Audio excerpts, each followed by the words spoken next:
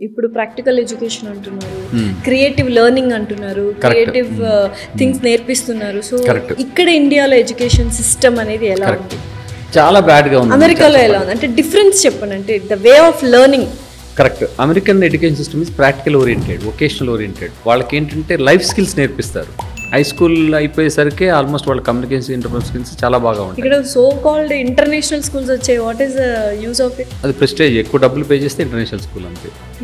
వాళ్ళ ఫెసిలిటీస్ అవన్నీ ఉండొచ్చు, పే చేస్తుండొచ్చు, ప్రెస్టేజ్ కోసం చేర్పిస్తుండొచ్చు. కానీ మోర్ ప్రాక్టికల్ ట్రైనింగ్ అనేది యూఎస్లో ఎక్కువ ఉంటుంది. ఇప్పుడు అండర్ గ్రాడ్ ఇక్కడ పాస్ అయ్యి బీటెక్ చేసిన వాళ్ళకి ప్రోగ్రామింగ్ సరిగ్గా రాదు, సివిల్ ఇంజనీర్కి డ్రాయింగ్స్ అవన్నీ బేసిక్ వాళ్ళ సబ్జెక్ట్ తెలియదు.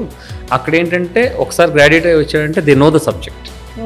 ప్రాక్టికల్ ట్రైనింగ్, ల్యాబ్ ట్రైనింగ్ అవన్నీ చాలా ఉంటాయి, వొకేషనల్ స్కిల్స్. ఇక్కడ ఏంటంటే ఫర్ ఎగ్జాంపుల్ మన సొసైటీకి చాలా మంది ప్లంబర్లు కావాలి, ఎలక్ట్రీషియన్ కావాలి, ఎవరు నేర్చుకోవట్లేదు. అందరూ డబ్బా స్కూల్లో బీటెక్ చదువుతున్నారు. నా గర్క నా ఘాట్కా అంటాడు. వాడికి ఇటు సాఫ్ట్వేర్ జాబ్ రాదు, అటు లైవ్లీహుడ్ ఉండదు.